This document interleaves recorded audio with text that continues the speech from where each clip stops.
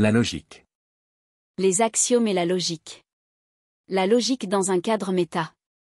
Les limites de la démonstration. Une course infinie vers la complexité. Exemple, utilitarisme versus déontologie. Exemple concret. Changement de prémisse. Exemple contemporain. Ce que cela montre. Dépassement. Vers un cadre intégratif, la pensée complexe. Un cadre qui s'adapte au contexte. Exemple d'une approche transcendantale. Un cadre moral en constante évolution.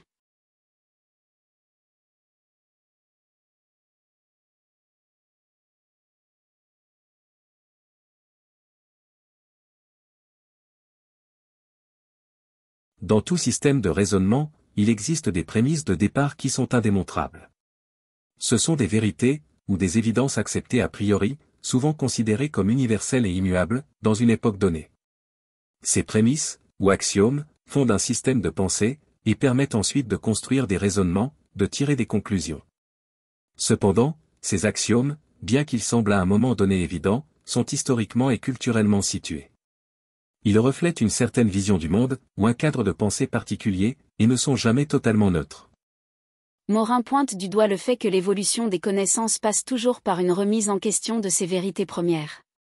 Ce qui est admis comme une vérité indiscutable à un moment, peut être déconstruit et réévalué à la lumière de nouvelles découvertes, ou d'une nouvelle vision du monde. Cela a été le cas dans l'histoire des sciences, où les paradigmes ont évolué. Par exemple, les axiomes de la physique classique, considérés comme évidents pendant des siècles, ont été profondément revisités par la révolution de la physique quantique et relativiste au début du XXe siècle. Pour Morin, cette remise en question des axiomes et des prémices est liée à une démarche méta.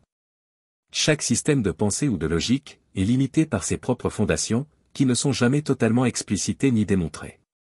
La pensée méta consiste à prendre du recul par rapport à ces fondations, à les objectiver, et à les examiner dans un cadre plus large. C'est ainsi qu'une réévaluation critique des prémices peut avoir lieu, ouvrant la voie à une réflexion plus complexe et moins dogmatique. Dans ce cadre, Morin suggère que la logique elle-même, en tant que système formel, peut être objectivée par une démarche méta.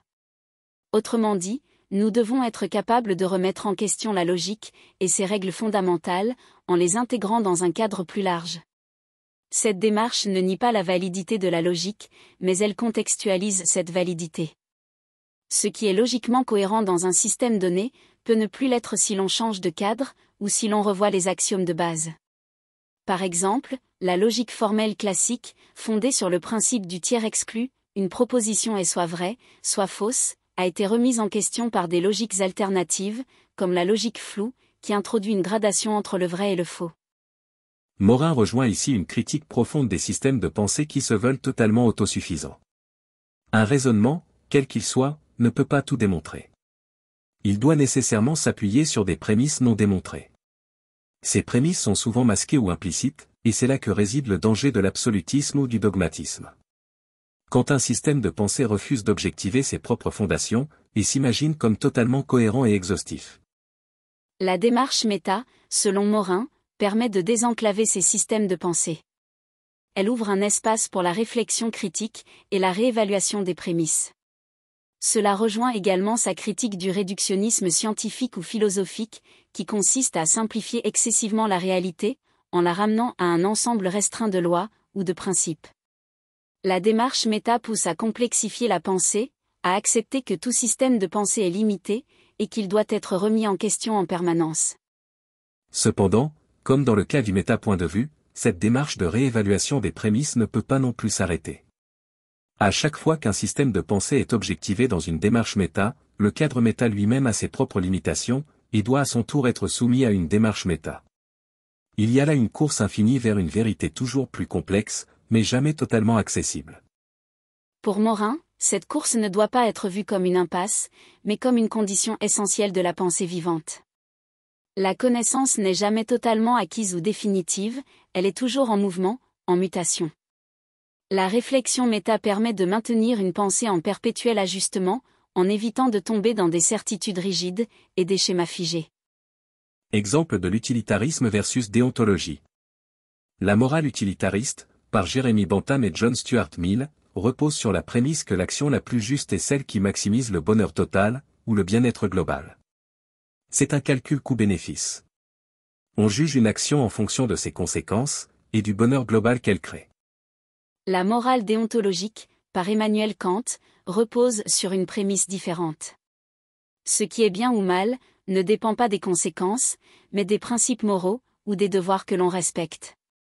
Selon Kant, certaines actions sont moralement justes, parce qu'elles respectent un devoir, ou une règle universelle, indépendamment de leurs conséquences.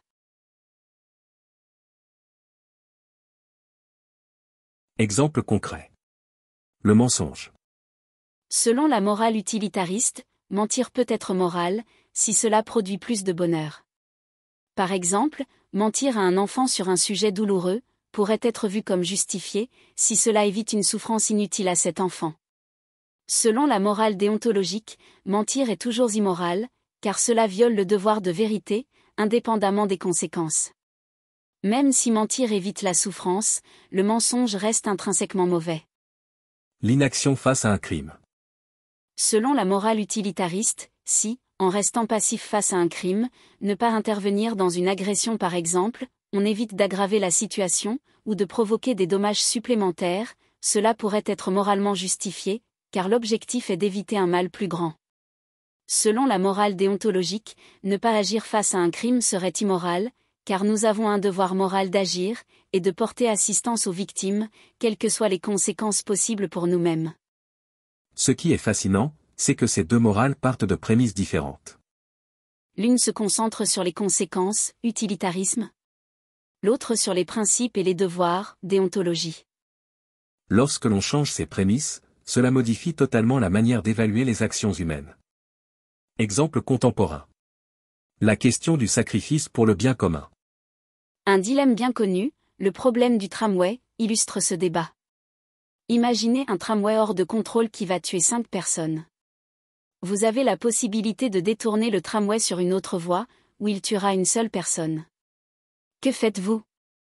Utilitarisme, détourner le tramway est justifié, car cela minimise les pertes, une vie contre 5.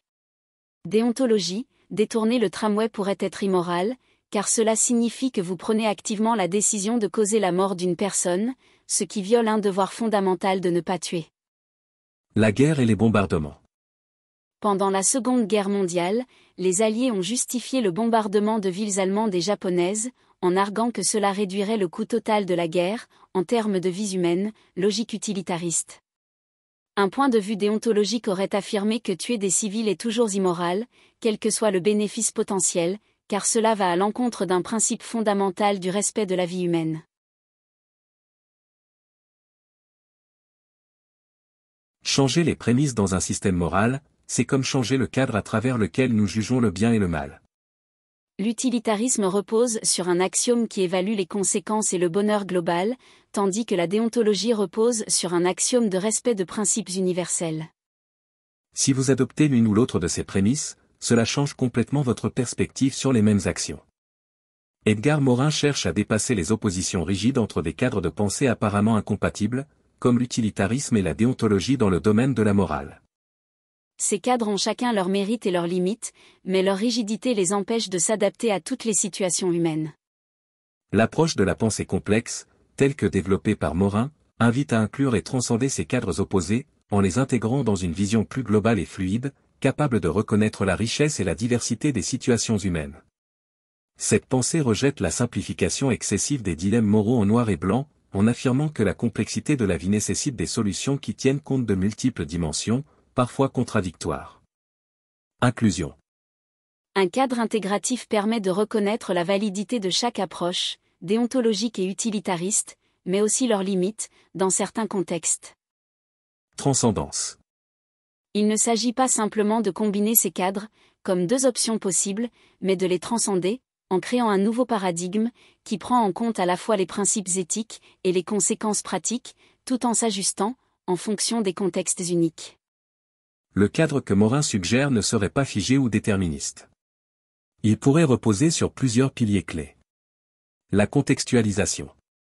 Chaque dilemme moral doit être analysé en fonction de son contexte unique. Ce cadre permettrait d'éviter la rigidité des systèmes fermés, en tenant compte des particularités d'une situation. Le dialogue entre principes et conséquences. Plutôt que de choisir entre les principes ou les conséquences, il s'agirait de créer un dialogue entre les deux. Dans certaines situations, les principes peuvent primer, tandis que dans d'autres, les conséquences prennent le dessus. La réflexivité. Ce nouveau cadre inclurait la nécessité de questionner en permanence nos propres biais, valeurs et systèmes moraux. Il s'agirait d'une pensée ouverte et capable de se transformer, en intégrant les leçons des dilemmes passés, et en ajustant ses prémices selon les nouvelles réalités. Exemple d'une approche transcendantale. Reconnaître la valeur de la vérité, un principe moral déontologique, tout en admettant que dans certains cas, comme celui de sauver des vies innocentes, le mensonge est moralement justifiable. Ce cadre ne reposerait pas sur une vérité universelle inamovible, mais sur l'idée que les circonstances exceptionnelles nécessitent des réponses flexibles. Réfléchir aux conséquences, utilitarisme, tout en tenant compte que la maximisation du bonheur collectif ne peut pas toujours justifier n'importe quelle action. Il s'agirait d'éviter de tomber dans le piège où les fins justifient toujours les moyens, en assurant que certaines valeurs humaines ne soient jamais compromises sans réflexion approfondie. Ce nouveau cadre ne serait jamais figé, car la réalité humaine est changeante. Morin appelle à une forme d'éthique qui soit à la fois souple et rigoureuse, capable de s'ajuster et de s'auto-réformer. Cela implique que la morale doit être continuellement repensée en fonction des avancées sociales, scientifiques et philosophiques. Dans le cadre de la pensée complexe, il n'y a pas de réponse unique ou définitive, mais plutôt un processus continu de réflexion, de remise en question et d'ajustement. Le but n'est pas d'éliminer la complexité des dilemmes moraux, mais de mieux les comprendre, et de prendre des décisions éthiques qui reconnaissent cette complexité. Un cadre intégratif et transcendant, tel que proposé par la pensée complexe, répond à la nécessité d'aller au-delà des systèmes moraux fermés, comme l'utilitarisme et la déontologie. Ce nouveau paradigme ne rejette pas ces cadres, mais les intègre dans une réflexion plus large, qui reconnaît la diversité des situations humaines, et l'interdépendance entre les principes éthiques et les conséquences pratiques. Ainsi, il offre une manière plus riche et nuancée d'aborder les dilemmes moraux complexes auxquels nous sommes confrontés, en prenant en compte la multiplicité des facteurs en jeu, et en privilégiant une approche souple, réflexive et évolutive. Edgar Morin, à travers cette réflexion sur la logique, les axiomes, et la démarche méta, nous invite à adopter une posture de lucidité critique, face au système de pensée. Il nous rappelle que toute connaissance est ancrée dans des prémices non démontrées, et que la vraie intelligence consiste à contextualiser, à réévaluer, et à complexifier sans cesse nos cadres de pensée. La quête de vérité, pour Morin, est une démarche sans fin, mais c'est justement ce qui en fait la richesse et la profondeur.